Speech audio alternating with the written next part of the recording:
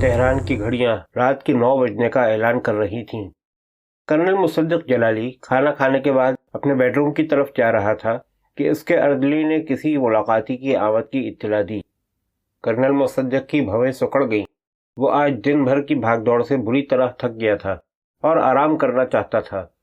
اس وقت کسی ملاقاتی کی آمد اسے اچھی نہیں لگی تھی۔ اس نے کھڑکی سے جھانک کر دیکھا۔ دروازے سے چند قدم کے فاصلے پر ایک سیاہ کار کھڑی تھی۔ وہ کھڑکی سے ہٹ کر دروازے میں آ گیا۔ کار کا ڈرائیور اسے دیکھ کر مستعدی سے آگے بڑھا اور سلام کرنے کے بعد جیب سے ایک رقعہ نکال کر اس کے ہاتھ میں دے دیا۔ مصدق نے رقعہ کھول کر پڑھا تو اس کی پیشانی کی شکنیں گہری ہو گئیں۔ کاغذ پر مختصر سی عبارت تحریر تھی: میں تمہارا انتظار کر رہا ہوں۔ یہ رقعہ پڑھتے ہی اس شخص کے ساتھ آ جاؤ، رضا آغا۔ رضا آغا کی طرف سے اس طرح اچانک طلبی کرنل مصدق کے لیے حیرت انگیز تھی۔ اس نے پیغام بر سے کچھ پوچھنا چاہا مگر پھر خاموش رہنا ہی مناسب سمجھا۔ وہ اسے روک کر اندر آ گیا، لباس تبدیل کیا اور واپس آ کر سیاہ کار کی پچھلی سیٹ پر بیٹھ گیا۔ چند منٹ بعد کار ایک انٹرنیشنل ہوٹل کے سامنے پہنچ کر رک گئی۔ اس 18 منزلہ خوبصورت ہوٹل کی آخری منزل پر گھومنے والا ریستوران، 16ویں منزل پر کشادہ اوپن پارک اور دوسری منزل پر ڈائننگ ہال تھا۔ یہ ہوٹل ایک یہودی کی ملکیت تھا۔ انقلاب کے بعد جب دونوں ہاتھوں سے دولت لوٹنے والے شاہ کے پروردہ یہودیوں کے لیے یہ زمین تنگ ہو گئی تو وہ لوگ اس ملک سے فرار کی راہیں تلاش کرنے لگے۔ اس ہوٹل کا یہودی مالک سب کچھ چھوڑ کر ملک سے فرار ہو گیا اور ان دنوں یہ ہوٹل پاسداران کے قبضے میں تھا۔ انٹیلیجنس کا ایک افسر باہر ہی منتظر کھڑا تھا۔ اس نے لپک کر دروازہ کھول دیا اور خود کرنل کی رہنمائی کرتا ہوا ایک بند ہال نما کمرے کے سامنے پہنچ گیا۔ کرنل مصدق کو حیرت بھی ہوئی کہ اس کے چیف رضا آغا نے ملاقات کے لیے اس ہوٹل کا انتخاب کیوں کیا تھا، کیونکہ وہ اچھی طرح جانتا تھا کہ پاسداران اس عمارت کو اپنے ہیڈ کوارٹر کے طور پر استعمال کر رہے ہیں۔ ہال نما کمرے کے دروازے پر انٹیلیجنس کے 2 آدمی کھڑے تھے۔ ان میں سے ایک نے کرنل کو دیکھتے ہی جلدی سے آگے بڑھ کر دروازہ کھول دیا اور کرنل مصدق اندر داخل ہو گیا۔ وہ ایک آراستہ کمرہ تھا۔ داہنی جانب صوفوں پر 3 آدمی بیٹھے ہوئے تھے۔ ان میں ایک انٹیلیجنس کا چیف رضا آغا تھا، جبکہ باقی دونوں آدمی مصدق کے لیے اجنبی تھے، لیکن ان کے چہرے اور بالوں کی مخصوص تراش بتا رہی تھی کہ ان کا تعلق فوج سے ہے۔ کرنل مصدق نے تینوں کو سلام کیا اور مؤدب ہو کر احکامات کا انتظار کرنے لگا۔ بیٹھو مصدق، رضا آغا نے کہا، یہ ایک نجی ملاقات ہے، پروٹوکول کی ضرورت نہیں ہے۔ کرنل مصدق ایک صوفے پر بیٹھ گیا۔ رضا آغا نے ان 2 آدمیوں کا تعارف کرانے کی ضرورت محسوس نہیں کی تھی۔ وہ مصدق کو براہ راست مخاطب کرتے ہوئے بولا، مصدق، تم سے یہ بات پوشیدہ نہیں ہے کہ ایران اس وقت بڑے نازک دور سے گزر رہا ہے۔ ہم اس کی سلامتی کے لیے کوشش کر رہے ہیں۔ اس میں امید بھی ہے اور خطرہ بھی۔ تم میرا مطلب سمجھ رہے ہو نا؟ یس سر، بخوبی سمجھ رہا ہوں۔ ہم نے جو منصوبہ بنایا ہے اس پر عمل کرنے کا وقت قریب آ چکا ہے، لیکن پہلے یہ بتاؤ کہ یہاں کی صورتحال کیا ہے؟ جمشید منصوری کا کچھ پتہ چلا؟ رضا آغا نے سواریہ نگاہوں سے اس کی طرف دیکھا۔ آج 2 مشتبہ آدمیوں کو عباس آباد کے ایک بنگلے میں جاتے ہوئے دیکھا گیا ہے۔ وہ بنگلہ ایک ایسے شخص کی ملکیت ہے جس کی شاہ کی فیملی سے قریبی تعلقات رہے ہیں۔ شاہ کے فرار ہونے کے بعد وہ شخص بھی جعلی کاغذات کے ذریعے اپنے بیوی بچوں سمیت ملک سے فرار ہونے میں کامیاب ہو گیا تھا۔ اسی شام کچھ لوگوں نے اس بنگلے پر حلہ بول دیا اور پولیس کے پہنچنے سے پہلے ہی بنگلے کا ساز و سامان لوٹ لیا گیا۔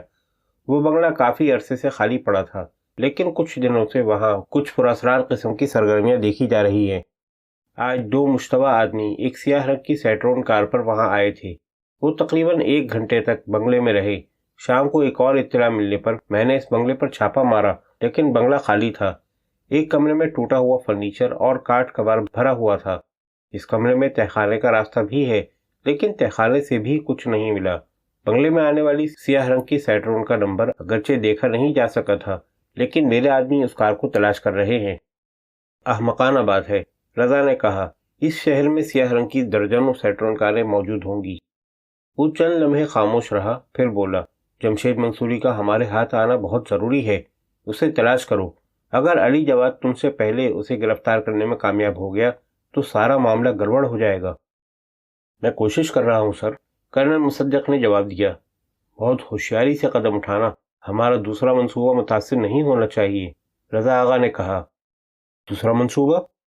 میرا اشارہ اس گفتگو کی طرف ہے جو ہمارے درمیان باغ ملت پارک میں ہوئی تھی۔ اوہ، سمجھا، آپ فکر نہ کریں سر۔ اس کے بعد وہ تقریباً آدھے گھنٹے تک مزید گفتگو کرتے رہے۔ اس مرتبہ وہ دونوں آدمی بھی گفتگو میں شریک تھے۔ کرنل مصدق جب ہوٹل سے باہر نکلا تو 10 بج چکے تھے۔ اس کا چہرہ جذبات کی شدت سے سرخ ہو رہا تھا۔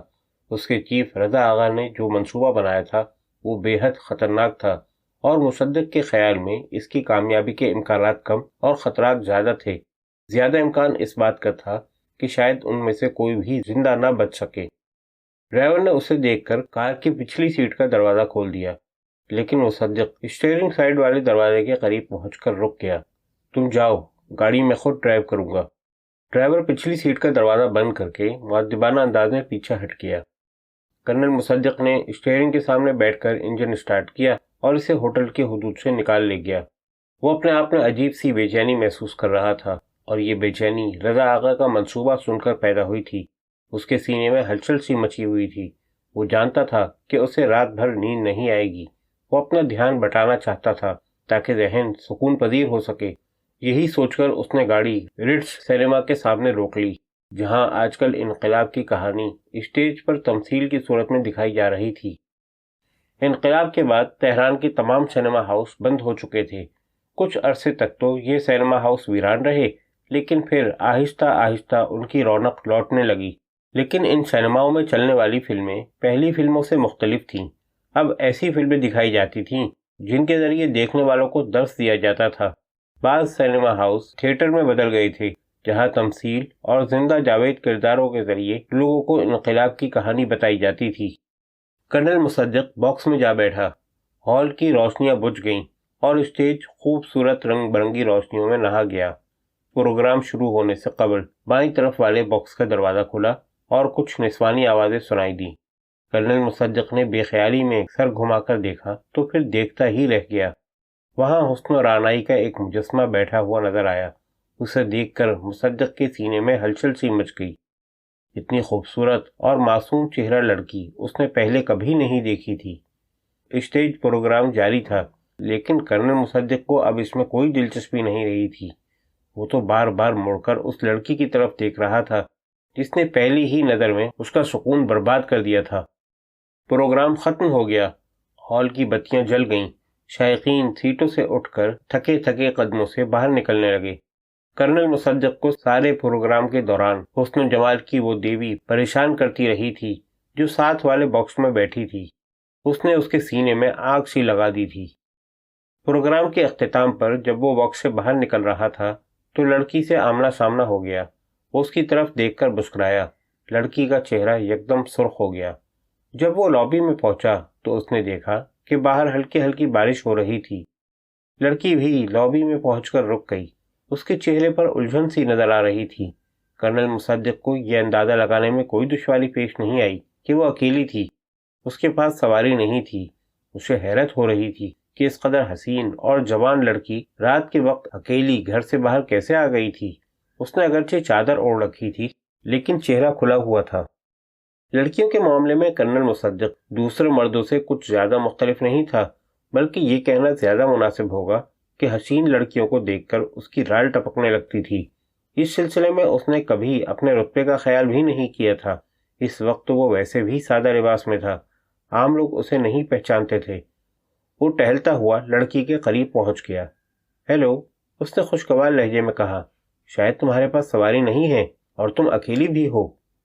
جی، لڑکی نے کہتے ہوئے چادر اس طرح درست کر لی کہ آنکھوں کے سوا اس کا چہرہ چھپ گیا۔ اوہ، کوئی بات نہیں، میں ٹیکسی کا انتظار کر رہی ہوں۔ میری ٹیکسی حاضر ہے۔ آپ ٹیکسی ڈرائیور تو نہیں لگتے۔ لڑکی نے حیرت سے اس کی طرف دیکھا۔ کچھ لوگوں کے لیے بننا پڑتا ہے۔ آؤ، تمہیں چھوڑتا ہوا چلا جاؤں گا۔ جی شکریہ، میں ٹیکسی میں چلی جاؤں گی۔ دیکھو، رات کا وقت ہے۔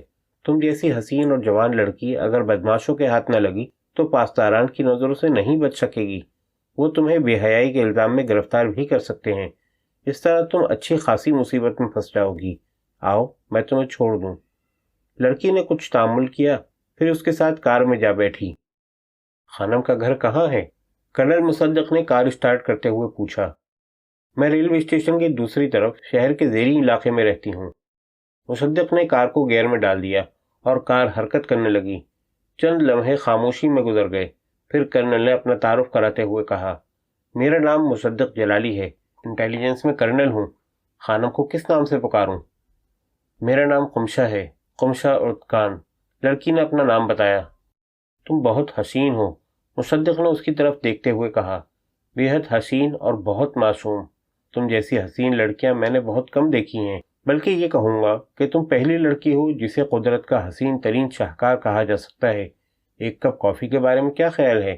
آؤ تھوڑی دیر کسی کیفے میں بیٹھتے ہیں، نہ جانے کیوں تم سے باتیں کرنے کو جی چاہتا ہے۔ کرنل مصدق نے یہ کہتے ہوئے کار کی رفتار کم کر دی اور اسے ایک ریسٹورنٹ کے سامنے روک لیا۔ دونوں کار سے اتر کر ریسٹورنٹ میں داخل ہو گئے۔ یہاں گاہکوں کی تعداد زیادہ نہیں تھی، کوئی عورت نظر نہیں آ رہی تھی۔ کرنل مصدق قمشہ کو لے کر کونے کی ایک میز پر بیٹھ گیا اور ویٹر کو کافی کے لیے کہہ دیا، اور پھر اس کے کہنے پر قمشہ نے چہرے سے چادر ہٹا دی۔ کافی پیتے ہوئے کرنل مصدق اس کے حسن کی تعریفیں کرتا رہا۔ تقریباً آدھے گھنٹے بعد وہ ریسٹورنٹ سے اٹھ گئے۔ اس وقت رات کا 1 بج رہا تھا۔ ان کی کار ریلوے اسٹیشن کی دوسری طرف جیسے ہی ایک سڑک پر مڑی، 3-4 آدمیوں نے انہیں روک لیا۔ مصدق کو سمجھنے میں دیر نہیں لگی کہ وہ پاسداران تھے۔ ان میں 2 داڑھی والے تھے اور ان دونوں کی عمریں 40 کے لگ بھگ تھیں، جبکہ دوسرے 2 نوجوان تھے۔ ان سب کے ہاتھوں میں آٹومیٹک رائفلیں تھیں۔ وہ رائفلیں سنبھالے سڑک کے عین وسط میں کھڑے تھے۔ سڑک کے کنارے سفید رنگ کی ایک نئی مرسیڈیز کھڑی تھی۔ تم کون ہو؟ یہ عورت کون ہے؟ اور اس وقت کہاں سے آ رہے ہو؟ ایک داڑھی والے نے کرنل مصدق کو گھورتے ہوئے پوچھا۔ میں انٹیلیجنس کا کرنل مصدق جلالی ہوں، یہ میری عزیزہ ہے اور اسے گھر چھوڑنے جا رہا ہوں، کرنل مصدق نے باروب لہجے میں کہا۔ کاغذات دکھاؤ، داڑھی والے نے تحکمانہ لہجے میں کہا۔ کیا؟ مصدق چیخ اٹھا۔ کاغذات دکھاؤ اور یہ بھی بتاؤ کہ اس عورت سے تمہارا کیا رشتہ ہے، داڑھی والا بولا۔ اس پر کرنل کے چیخنے کا کوئی اثر نہیں ہوا تھا۔ پاسداران نے انہیں رائفلوں کی زد پر لے رکھا تھا۔ نوجوان خاموش تھے، جبکہ دونوں داڑھی والے بڑھ چڑھ کر باتیں کر رہے تھے۔ ان میں سے ایک نے تو کرنل مصدق کو گرفتار کرنے کی دھمکی بھی دے دی تھی۔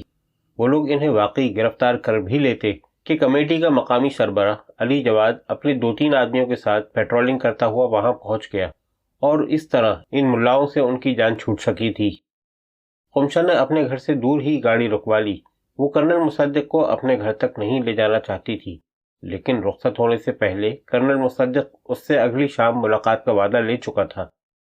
ان تمام مراحل سے گزرنے کے بعد قمشہ جب اپنے فلیٹ پر پہنچی تو جمشید منصوری کو اپنا منتظر پایا۔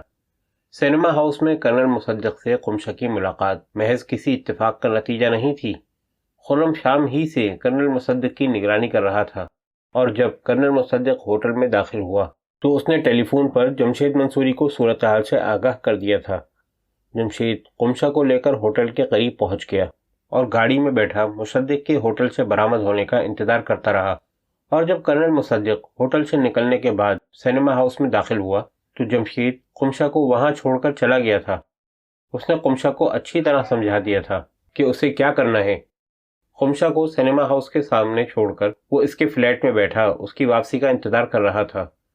قمشہ نے اسے کرنل مصدق سے ملاقات کی ساری تفصیل بتائی اور یہ بھی بتایا کہ مصدق نے اسے کل پھر بلایا ہے۔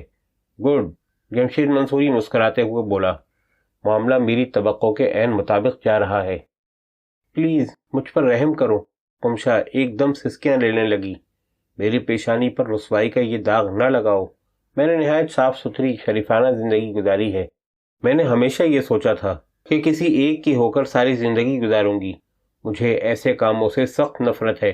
مجھے قتل کر دو، میرا گلا گھونٹ دو، مگر اس کام پر مجبور مت کرو۔ آج جب وہ بدماش مجھے گھور رہا تھا تو مجھے وحشت ہو رہی تھی۔ کل وہ میرے جسم کو، اوہ میرے خدا، میں کیا کروں، میں پاگل ہو جاؤں گی۔ جمشید منصوری پتھر نہیں انسان تھا۔ قمشہ کی گریہ وزاری سے اس کے چہرے پر افسردگی سی چھا گئی تھی، لیکن وہ جس مقصد کے لیے کام کر رہا تھا اس کے لیے یہ قربانی ناگزیر تھی۔ دیکھو قمشہ، وہ اس سے نظریں چراتے ہوئے بولا، کچھ کام ایسے ہوتے ہیں جن کے لیے کچھ قربانی دینا پڑتی ہے۔ تم اپنے ماں باپ کے قتل اور اپنے گھر کی بربادی کا انتقام لینا چاہتی ہو، اس کے لیے تمہیں ایک اچھا موقع ملا ہے۔ ویسے مجھے تمہارے ساتھ پوری ہمدردی ہے، لیکن میں مجبور ہوں۔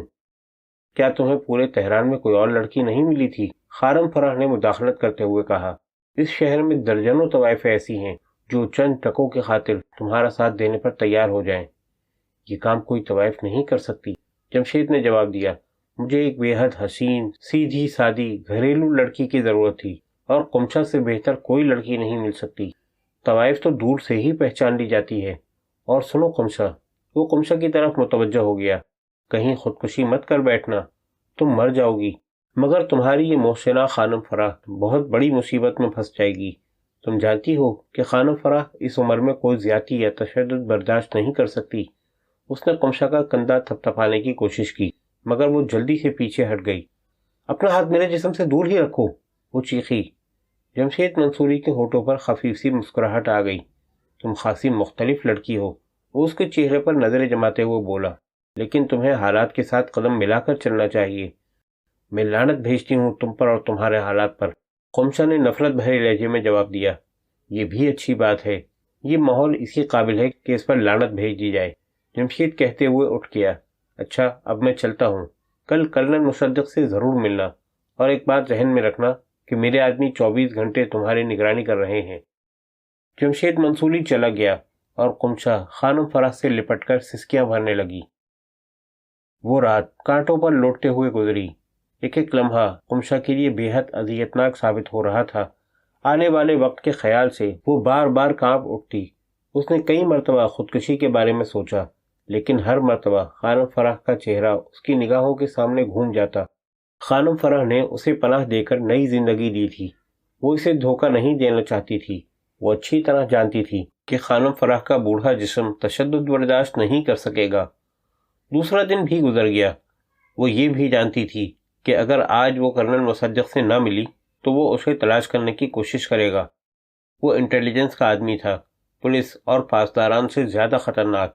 وہ اسے تلاش کیے بغیر نہیں رہے گا، اور جب اسے قمشہ کی اصلیت کا پتہ چلے گا تو دنیا کی کوئی طاقت اسے نہیں بچا سکے گی۔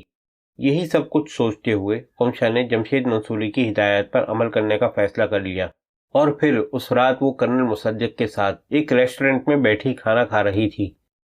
کھانا بے حد شاندار اور لذیذ تھا، لیکن قمشہ کو ذرا بھی رغبت نہیں تھی۔ اس کی طبیعت اندر سے بجھی ہوئی تھی اور دل زار و قطار رو رہا تھا۔ کھانے کے بعد کرنل مصدق نے اسے اپنی رہائش گاہ تک چلنے کے لیے کہا تو وہ انکار نہ کر سکی۔